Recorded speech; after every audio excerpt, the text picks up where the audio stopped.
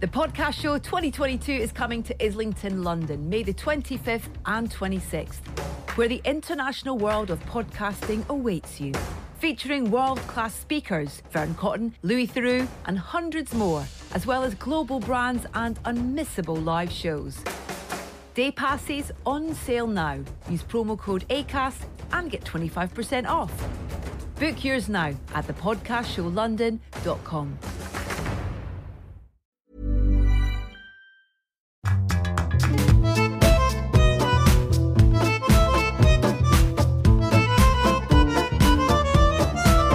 Hello, welcome along to a brand new episode of Writer's Routine. This week chatting to Joanna Cannon.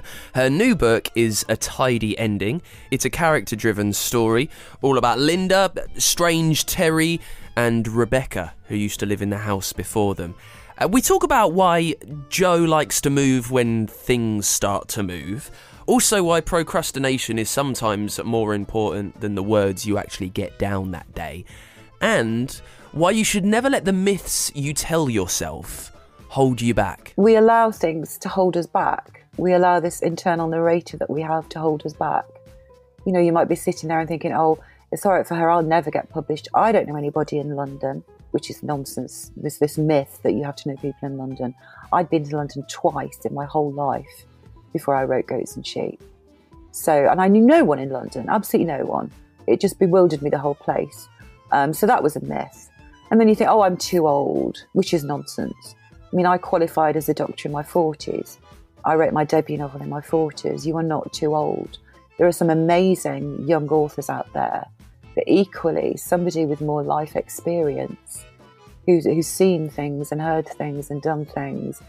They can drink from that well. It's a really inspirational one this week. Loads of help for you on the way with Joanna Cannon in Writer's Routine.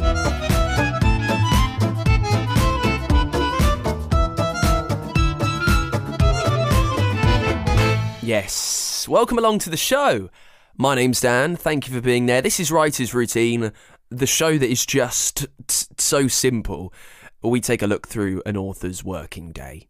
We ask them questions to unpack how they work, when they work, where they work, and why they work. Sometimes how they take ideas and expand those little nuggets of a story idea and how they flesh them out into a novel that gets published. This week, it's as I say, a very inspirational chat with a Sunday Times bestseller, Joanna Cannon. She got some huge success early on in her writing career anyway, which really was the third act of her life. It was a debut bestseller, The Trouble with Goats and Sheep, which is all about 10-year-old Grace and Tilly, who become amateur detectives in 1967. And Joanna's story of how she got to that point of writing a novel really is fascinating. She goes into some detail in the interview, but the headlines really, she left school at 15 with 1 O-level, then qualified as a doctor in her 40s. She worked as a barmaid, a kennel maid, a pizza delivery girl, and then, as a doctor, she would get to work early and write in the car park before she started work, and then write in her lunch break. And if you think, doctors don't get an amazing amount of free time, so to spend all that working on a novel, it takes some dedication. We talked to Jo about why she did that and how she found that. Also, you can hear about the preposterously early time that she still gets up and how her dog is an alarm clock. Also, how she knows the last line of a book at the very start, but she knows very little about how she'll get there. You can hear how the characters completely take over, and why for her, the theme is the most important thing. The new book is A Tidy Ending. It's all about Linda, strange Terry, and Rebecca, who used to live in the house before them. Jo has been likened to Alan Bennett and Victoria Wood. They're proper character-driven novels, these.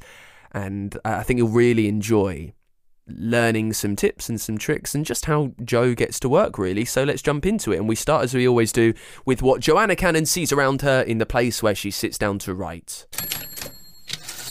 I see mainly my dog and a mug of tea. I don't have an office. I don't have a posh writer's desk or a bookshelf or anything like that.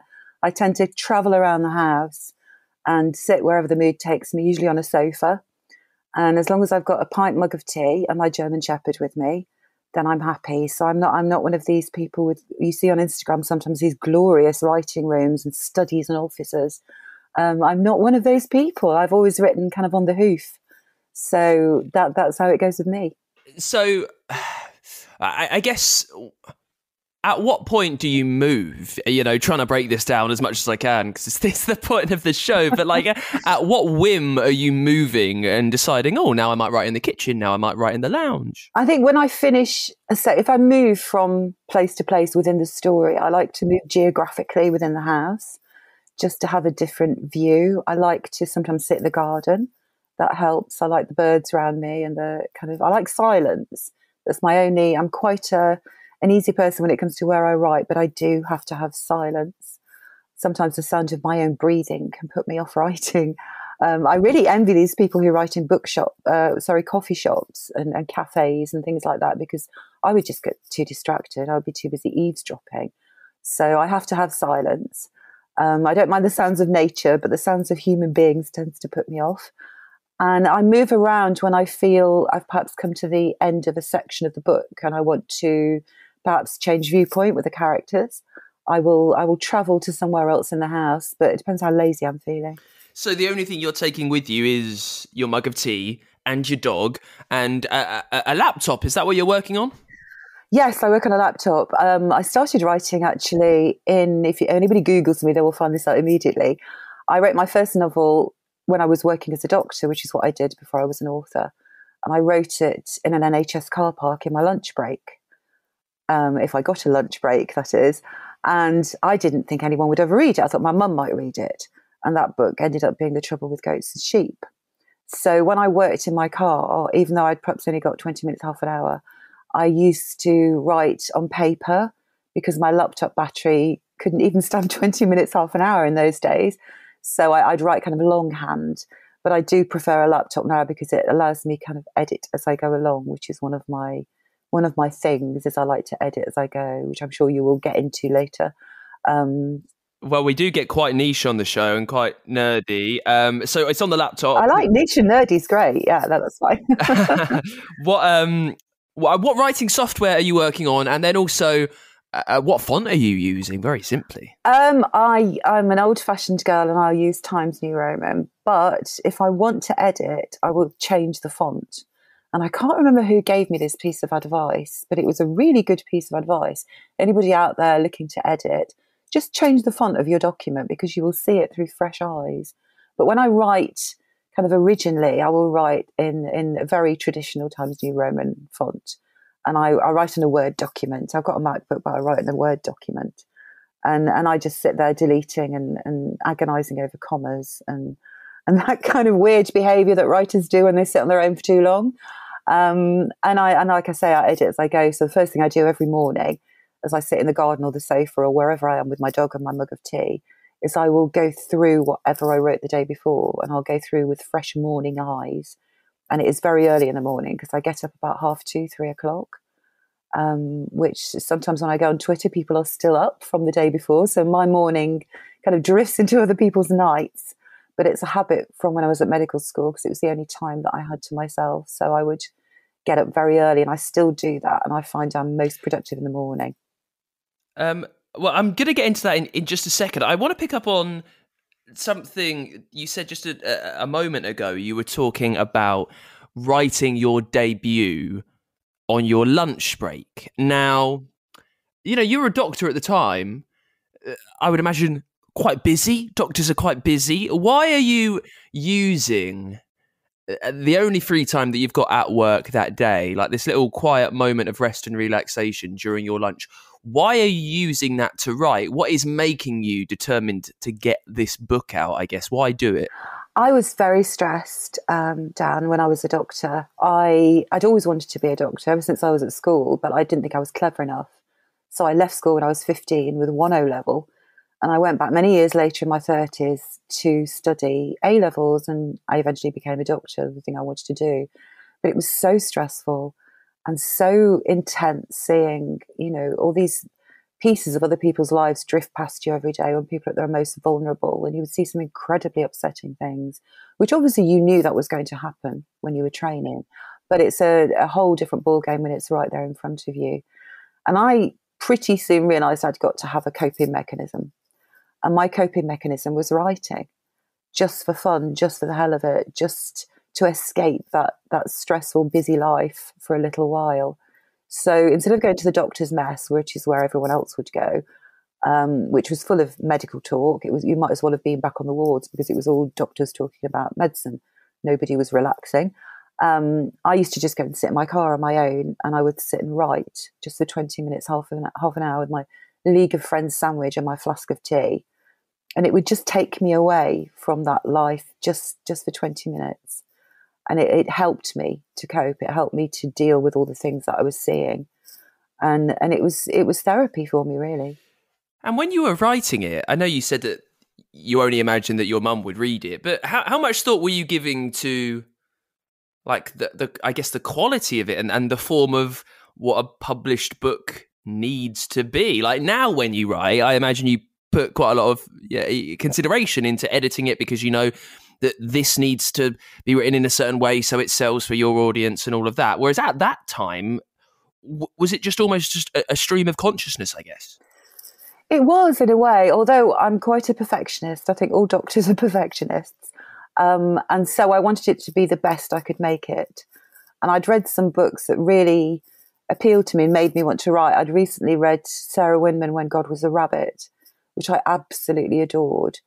And I thought, I wonder if I could write a book, because it just appealed to me, the telling of stories. And of course, as a doctor, all you're seeing all day are other people's stories. And whilst I would never allow those stories to bleed into my work, it does make you understand how important storytelling is. From reading Sarah Winman to sitting in A&E and taking a history, it's all about stories, and people are made up of stories. So I wanted it to be the best that I could make it. But I didn't for 1 second ever think it would be published.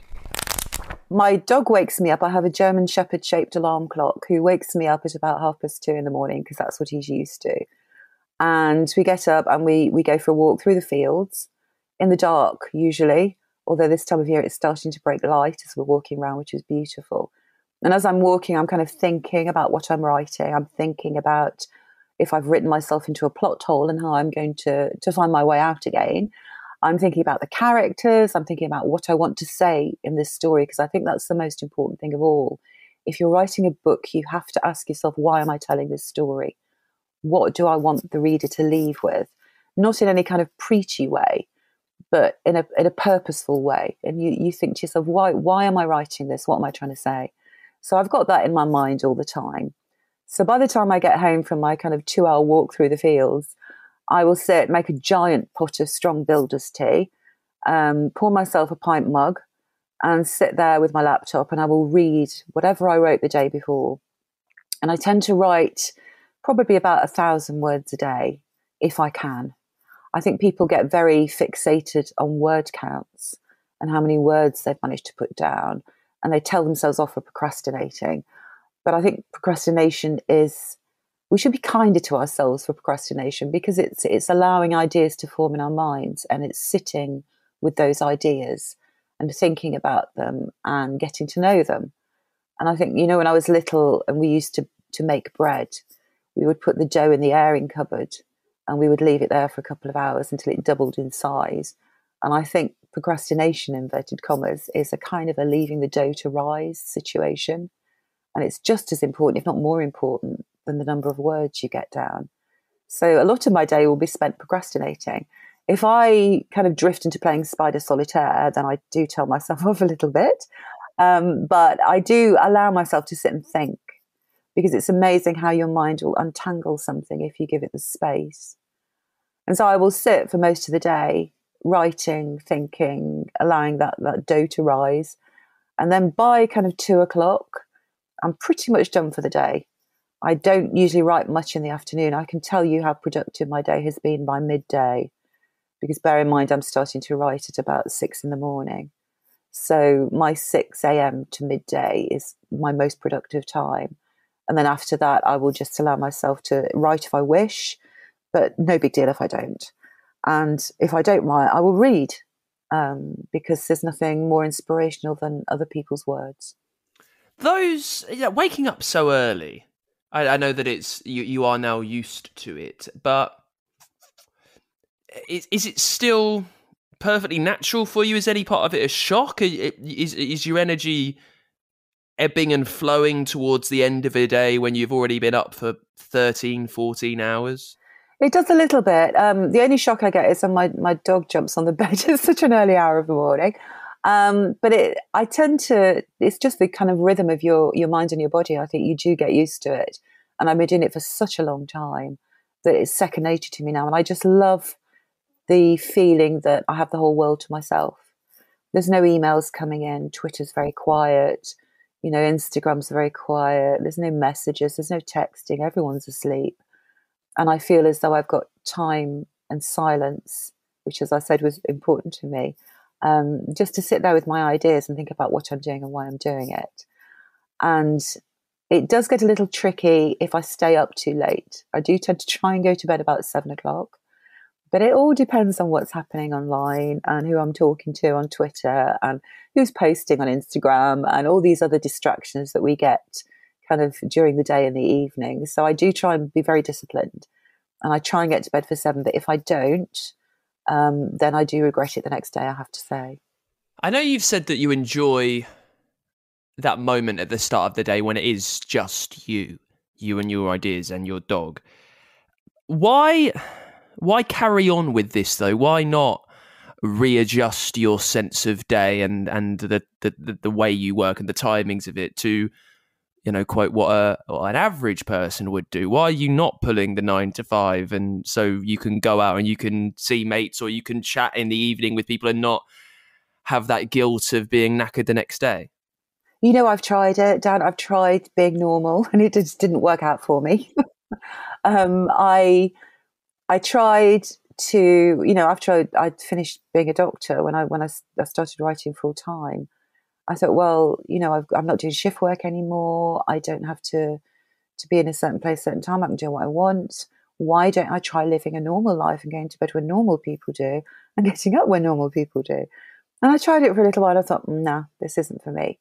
I'm just a quirky person who just likes her own company. I think one editor, newspaper editor, described me recently as a fascinating woman who dances to her own tune, which I think was her way of saying she's completely mad. But I'm happy the way I am, and I think that's an important message for anyone out there who's writing. It's what works for you. And you will read, and I read when I was starting out, when I thought maybe I'm good enough to be published, maybe I should try seeing what happens. I was reading about how people got their agents and how people did this and what they did and how many words they wrote and where they wrote. And I think your program and people talking about their unique ways that work for them is a good way of explaining to people that actually it's what suits you. And if it suits you to get up at midday, then that's wonderful. If you've got the life, you can do that. And if you want to be like me and get up in the early hours of the morning and walk through the fields in the dark just to kind of settle your head down, that's fine as well. And I think it's an important message to send to people that it's whatever works for you. It's lovely to listen to what other people do, and you might get ideas about your own routine and what might work in your case. But I think at the end of the day, it's what works. And I've tried being normal, and being normal even wasn't for me. Just some very mundane things I'm interested by that really have no bearing upon your writing. When do you have your meals if you're waking up so early? When are you having breakfast, lunch and dinner?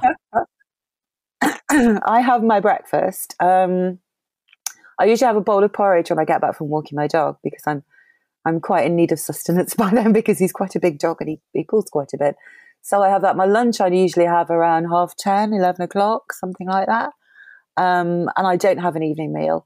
I will have a crisp sandwich or something light in the afternoon. I am not a very good advertisement for healthy eating, I'm afraid. Doctors say as I say, not do as I say rather not as I do. So I do have three meals. But my life, I just think of myself as being 4 or 5 hours ahead of everyone else in the day. So that's when I eat when I'm hungry. but I am constantly hydrated by tea. That's my only prerequisite.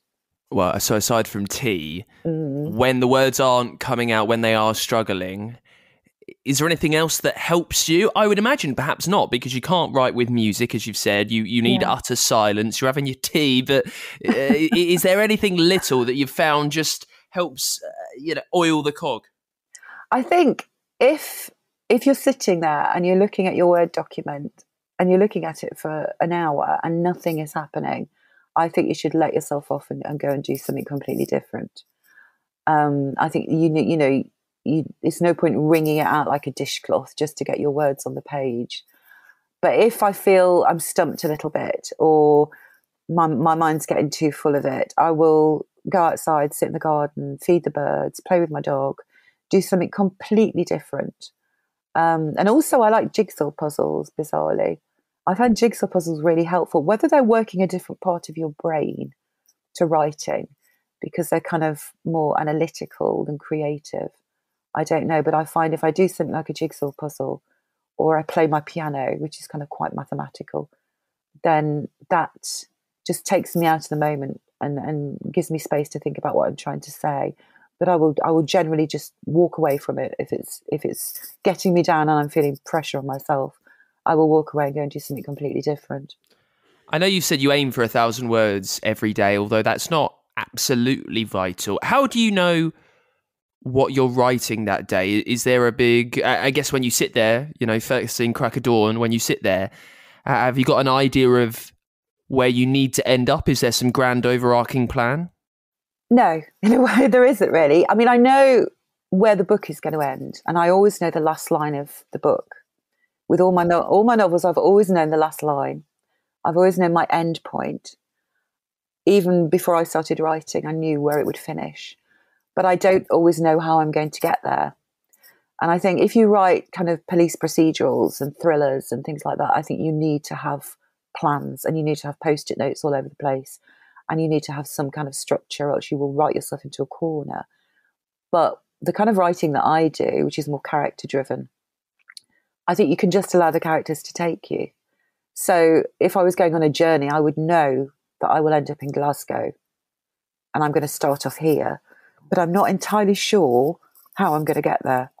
And let's just see where the roads take us. And I found that to be quite useful, because some things that have happened in my novels, for example, in The Trouble with Goats and Sheep, the face of Christ appeared on a drain pipe. And I didn't know that was going to happen when I first started writing. I had no idea. But the characters just took me there. They were all sitting in their houses in the middle of the 1976 heat wave, and I knew I got to get them outside. And I thought, how am I going to get them outside? And this idea just drifted into my mind. And I thought, oh, that's a great idea. Right, we'll do that then. We will have some kind of miracle happen on this avenue where they all live, and that will bring them all out of their houses. But when I started off, I didn't know that. And I think if I'd started off with more structure, I perhaps would have felt reluctant to deviate from it. And I would have written within a corridor of my own thinking, rather than allowing the characters to take me somewhere new. To analyse the philosophy, I guess, behind that, where do you think those ideas are coming from? So you've come up with these characters, you've set them on their way. The idea that an image of Christ is turning up on a drain pipe or whatever it is, the idea that is there. Where do you, as a writer, think that is coming from? Because it's quite left field. Like, is it something in your brain always knew it was going to happen? Is it these characters that are taking over? What's going on? When you said this show is niche, I think Jesus on a drain pipe is quite niche. I think I am a strong believer that your mind works a lot without you realising what it's doing. So I will very often get to page 250 of a novel that I'm writing, and something that I wrote on page 13 that was very casual and I didn't really know why I put it in, that suddenly makes sense to me. And I think, well, that's why I wrote that. And I think my mind is working kind of undercover to slot these things in. I think your mind picks things up throughout the day, things you read, things you watch, people you talk to, the voices of people that you hear casually at a bus stop or in a supermarket. And I think these little seeds end up in your mind. And I think those seeds grow and flourish. And somewhere within a story, they will find a place.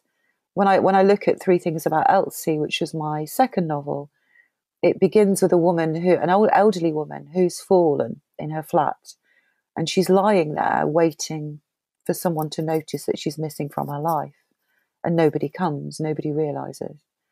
And when I worked in A&E, we would get a lot of elderly people brought in who had fallen, and they would lie there for hours sometimes.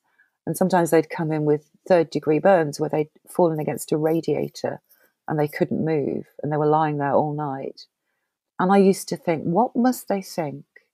You know, they've been on this planet for 70 or 80 years, and they're missing, and no one notices, no one realises. And it really affected me.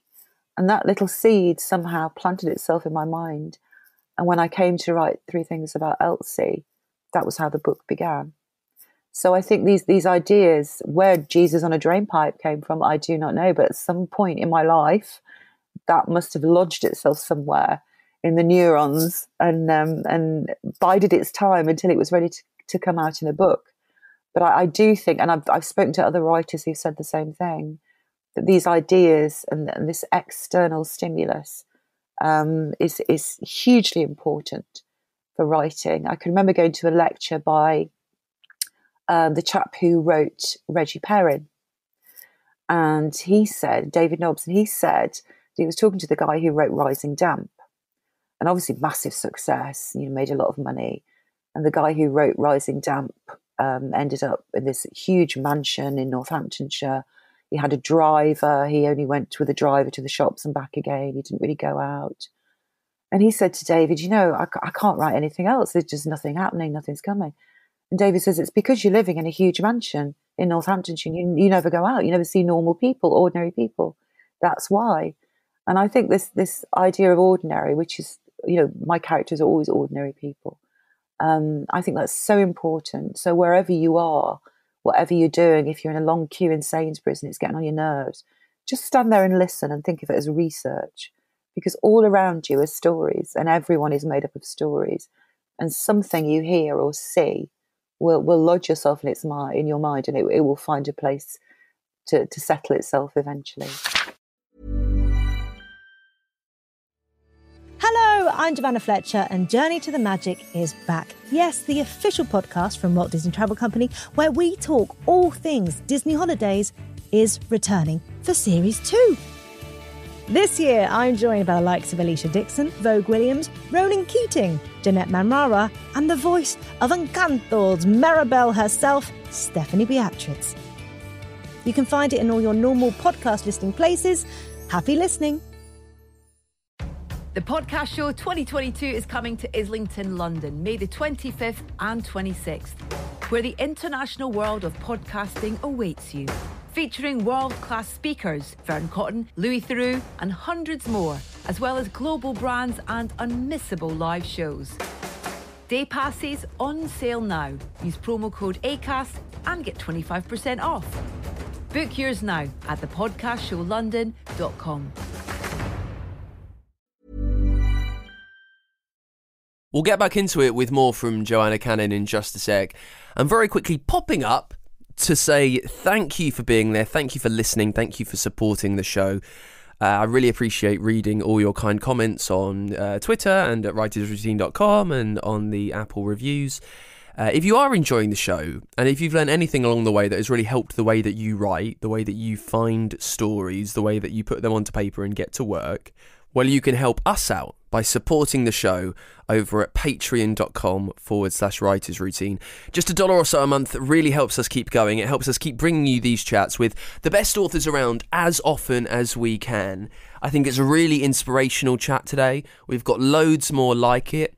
If you would like to see them in your podcast feeds as frequently as possible, support us at Patreon. Just a couple of dollars a month really helps us carry on. And it gets you some stuff. If you fancy, you get our undying thanks, of course. You also get merch, you get bonus content, and there is a way for your book to sponsor this show. So if you love what we do, if you like to see it as often as you can, chats with the best authors around, make sure to support the show at patreon.com/writersroutine. Let's get back into it then with Joanna Cannon talking about her brand new novel, A Tidy Ending. It's all about Linda, strange Terry, and Rebecca, who lived in the house before them. She wrote it during lockdown. Do you remember that point of lockdown where you had nothing really to do, so you were questioning the way you thought about everything?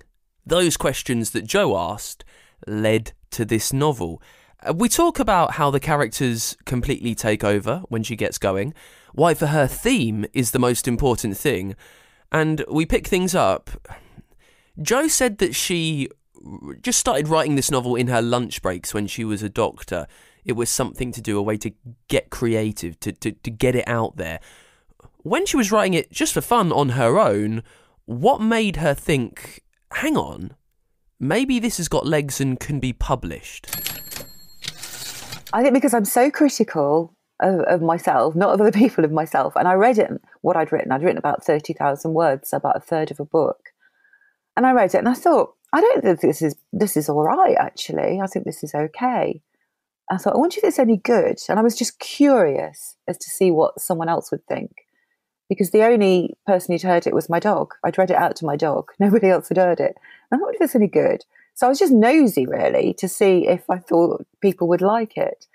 And there was a writing festival in York. And I thought, there's a competition in this writing festival where it was a bit like a literary X Factor, where you stood in a room full of agents and authors and editors, and you read out, I think it was 500 words of your work in progress. And I thought, shall I enter it into this competition? And I left it until the very last minute. And I thought, go on then, I'll enter it. So I entered it. And being in that competition was the most nerve-wracking thing I have ever done. It made medical finals look like a walk in the park. My knees were shaking. I was utterly terrified. I thought, people are going to think I'm stupid. And I stood on the stage and I read it and I won the competition. And that was on the Friday night. And by the Monday, I'd got 7 agents offering me representation for this book that was a third written, that I'd written in a car park, that I thought my mum might read. And it was just overwhelming. It was a little bit like a Richard Curtis film. I'd no idea that people would enjoy it so much. And I chose my agent, and they were all wonderful. And I hadn't got anybody to ask. I didn't know who had advice to ask from. So I chose the person that I thought I would get on with as a human being, which was a very good decision, because your agent is somebody that will stay with you. Editors and publicists and people at the publishing house move around, but hopefully your editor will be with you for the long run. And so you need to choose somebody that you get on with as a person. And I did that, and I made a very wise choice. And by the end of the week, my agent had sold the book to HarperCollins. And it was, I thought I was having an acute psychotic episode. It was just bizarre to think that this book was suddenly going to be published. It was amazing. It's amazing that the third act of your life, obviously starting off without leaving school quite early, and then doing all these different jobs, and then becoming a doctor, and now becoming a successful author. Like, it's not everyone that has had 3 very definitive acts of their life like you have, Jo, I would say. Yeah, that's right. And I think we allow things to hold us back. We allow this internal narrator that we have to hold us back. You might be sitting there and thinking, oh, it's all right for her, I'll never get published. I don't know anybody in London, which is nonsense. This myth that you have to know people in London. I'd been to London twice in my whole life before I wrote Goats and Sheep. So, and I knew no one in London, absolutely no one. It just bewildered me, the whole place. So that was a myth. And then you think, oh, I'm too old, which is nonsense. I mean, I qualified as a doctor in my 40s. I wrote my debut novel in my 40s. You are not too old. There are some amazing young authors out there, but equally somebody with more life experience who's seen things and heard things and done things, that they can drink from that well. And I think your age as a barrier is utter nonsense. Your date of birth should be like your national insurance number. You should keep it in the back of a drawer, because you need to take it out sometimes to fill out a form. But other than that, just ignore it. It's not relevant.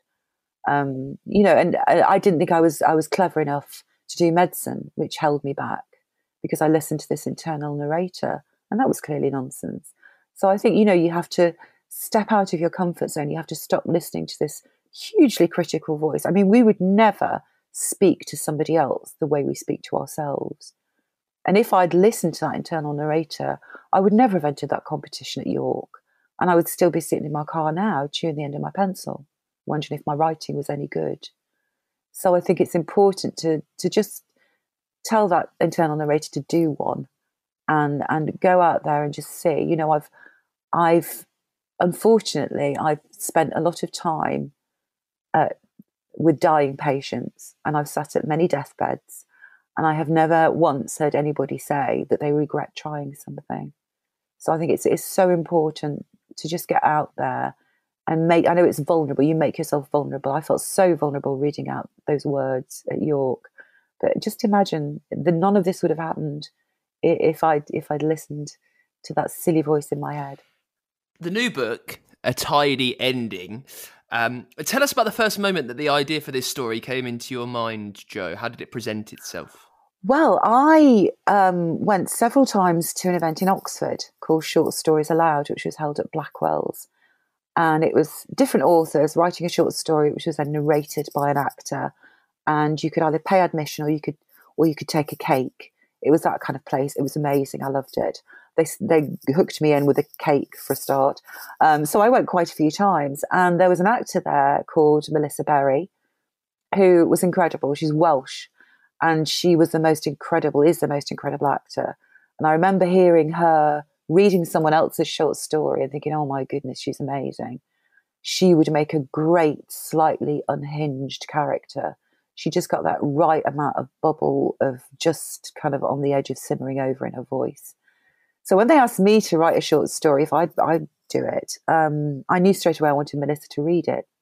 And so I wrote a short story called Captivating, which was a main character called Linda, who was very socially awkward, misreading cues, not quite understanding how the world worked. So she was very funny, but she was also very poignant. And Melissa read the story and it was amazing. She did a fantastic job. And I thought, well, that's that. Linda is now put to bed. But Linda stayed with me. And the voice of Linda stayed with me, this kind of slight Welsh lilt and this slightly psychopathic person, socially awkward woman. And she stayed with me and I thought she's got more to say. So she ended up in a book, and that book became A Tidy Ending.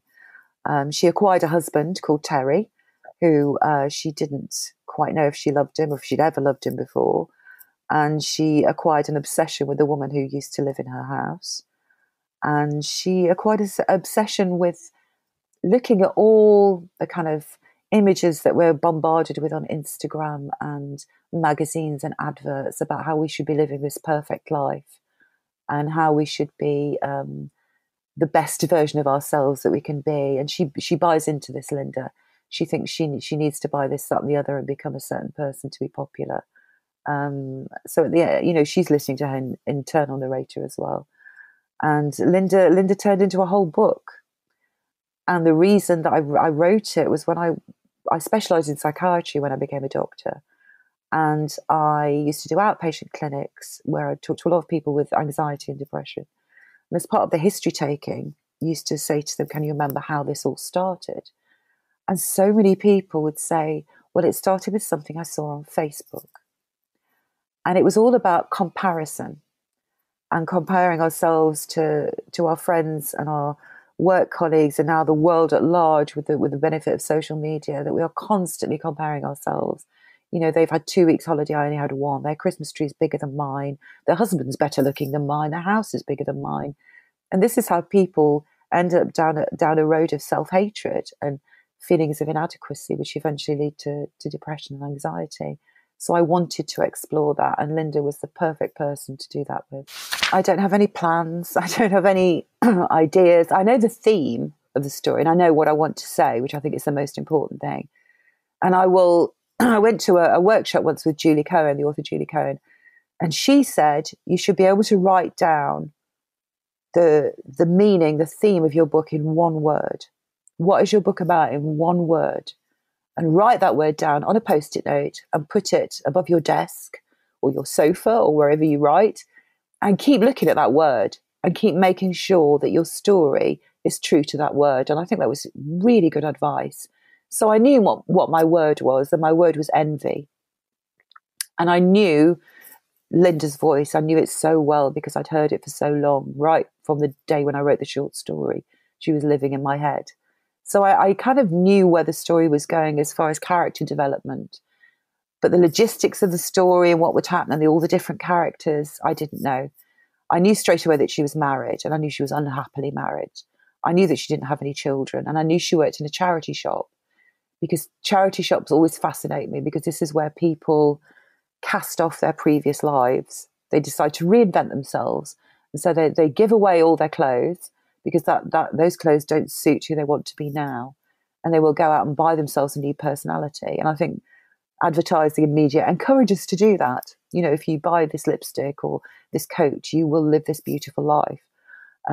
So I knew she worked in a charity shop, and I knew she lived on a very ordinary estate, because I like stories about ordinary people. How are you getting to know that before you start writing? Is it brainstorms, mind mapping, or just deep pensive chin scratching? Chin scratch. Oh yeah. I walk through the fields and I think, what am I trying to say? I'm trying to say that consumerism has no happy ending. I'm trying to say that self-belief and self-worth doesn't come from material things. I'm trying to say that, you know, we should all take a look around us at what really matters. And I think a lot of this book was written during lockdown, when there was lots of time for self-reflection and lots of time for introspection. So that kind of added to the ambience of my writing day. And also, because I'm fascinated by ordinary people, I wanted to explore the idea that how well do we know our neighbours? How well do we know the people around us? So it's a very claustrophobic book. All my stories are kind of in claustrophobic environments. Goats and Sheep was in the heat wave on a cul-de-sac, and Three Things About Elsie was in an old people's home. And all the people, I think if you look at stories and successful stories, a lot of them are about people who are trapped, either mentally, emotionally, or physically trapped somewhere. So all of my stories have this kind of oppressive feel that somebody's in a situation they want to get out of. So I knew all of those things. But the rest of it just happened as I went along. What you knew about how you wanted it to be a book that touched on capitalism and consumerism, and you know, you won't find who you want to be by buying things online, that kind of stuff. That's quite it's quite a sincere message. How worried were you through writing this that the message might overtake the narrative and the plot and make it too worthy? I think you have to, it's a good question. You have to have a balance. You have to have a strong enough character and a strong enough plot that you can weave in what you want to say around that. And I think you have to concentrate on the story and where the story is taking you. And if you bear in mind in your subconscious why you're trying to tell it, I think the message, if you like, although I don't like that word, but the message will appear within the pages. If you've got a strong enough story and you've got determination, because writing 90,000 words is a hell of a hike. You've got to really believe in what you're saying. And if you really believe that, then it will find its way in there. But you need a strong story as well. You need a book. I mean, there are some books that I read that are beautiful and they have beautiful messages and beautiful themes, but nothing really happens. You get to the end of the story and you think, what happened? Nothing happened. So you've got to have a good plot and good, strong characters. And I think all your kind of complementary characters have also got to be fully rounded and fully formed. And you should say to yourself, Terry, Linda's husband, has his own story. We might not hear it in this book, but we know he has a story. He can't just be there as a plot device. He's got to have his own character and his own background and his backstory. And I think you need to take out every character that you're dealing with and ask yourself, is this a well-formed character? And if you do that, and if you have the idea that you are going to get to Glasgow eventually, I think those themes and those messages will find their way in there. I know you said that you edit to a degree as you go along, but writing as you do in such an quite open-endedly. You know that you'll end up in Glasgow, as you say, but you might go straight from A to B. You might have a 500-mile diversion. In what state does your first draft look like when you're done with it? So writing as you do could lead you very open to it being very long, very baggy, with tangents that go all over the place. How does it look when you finish that very first draft? Because I edit so ferociously as I go along, and if I'm trying to get to Glasgow and I wake up one day and realise I'm in Torquay, I know that I've got to scrap that and rewrite whatever section I'm on. So I'm very strict with myself that I'm heading where I want to head to. And because I edit so ferociously, as I say, by the time I've finished my first draft, that is what I will send to my editor and my agent. Because it will take me a lot longer. It's not that I'm brilliant at writing first drafts. It's just that I do the process in a different way round. So whilst other people will write a very quick first draft and then go back several times and rework it, I am reworking it as I go along in 1,000 kind of word chunks, in daily chunks. So by the time I get to the end, I'm at the same place that the other person is who wrote the quick first draft, but we've both edited and we've both reached a point now where we can send it to our agent or our editor. So my first draft is what you read, aside from the kind of things that my editor will put in and suggest very wisely. But that is really what I send off, is that first draft. Although the plot's quite open, how much thought are you giving to how perfect the next word that you're writing is? It has to be. I have to be happy with it, shall we say? Sometimes I will write a sentence, just a short sentence of 12 words, and I will rewrite it 30 times until I'm happy with it. And I find reading it out is really useful because I hear I hear words like music. So I will hear beats in a sentence, and I will read a sentence and I think that sentence needs another crotchet, or it needs another semiquaver. The rhythm of that sentence isn't right. So I do a lot of reading out to make sure I'm happy with the flow and the kind of rhythm, the beats in the sentence. And also, I think when you get dialogue, it's important to read it out, because what might look natural on a page is not natural when you read it. You think nobody actually speaks like that. So reading it out and editing it and going over and over and over it and trying to find the most succinct way of saying something. The best writing, I think, says the most in as fewer words as possible. And you look at a sentence, you think, what can I take out of this sentence that will make absolutely zero difference to the meaning? Can I take 12 words out of this paragraph because they don't actually serve a purpose? So I'm quite strict as I'm editing. So I have to be happy with something before I'll move on. And just lastly, I guess, on the fact that you kind of know the last word to the book, and you want to get to Glasgow, as we've discussed, but you're letting the characters drag you there. How willing are they to end up where you want them to? I think if you know your characters well, and you've heard the voice, the risk of sounding vaguely psychotic, you've heard their voices for a long time, you know where they will take you and you know where they want to go. So I think it's a collaboration between you and the people that you've conjured up where you will end up. And if you've conjured the right people up, they will take you to Glasgow, no problem. Maybe it's worth taking a look at the kind of secondary characters in the story, the people that you didn't really explore that much, and think, well, maybe one of those characters is actually my main narrator and they're just hiding in the background. Because if you've got your theme and you've got your end point and you've got your characters, they should naturally take you to where you want to go. And maybe you need to just walk away from it for a while and not think about it for a couple of weeks and then go back. Or maybe you need to just think, who's telling this story and is that the best person?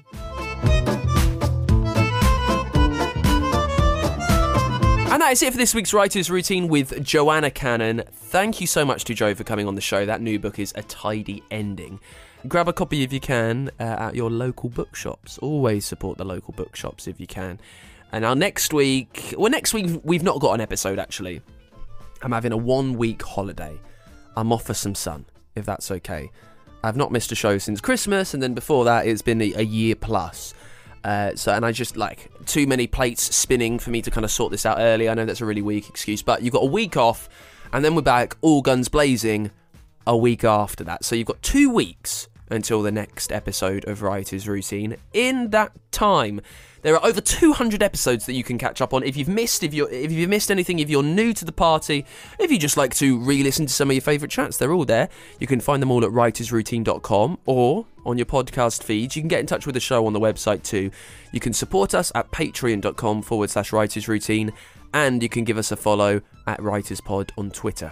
And I will see you in 2 weeks in mid-May for a brand new episode of the show. Until then, bye!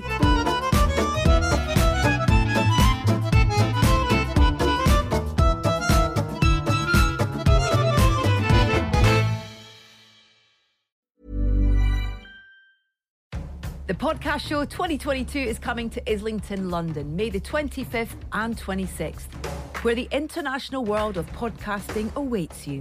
Featuring world-class speakers, Fern Cotton, Louis Theroux, and hundreds more, as well as global brands and unmissable live shows. Day passes on sale now. Use promo code ACAST and get 25% off. Book yours now at thepodcastshowlondon.com.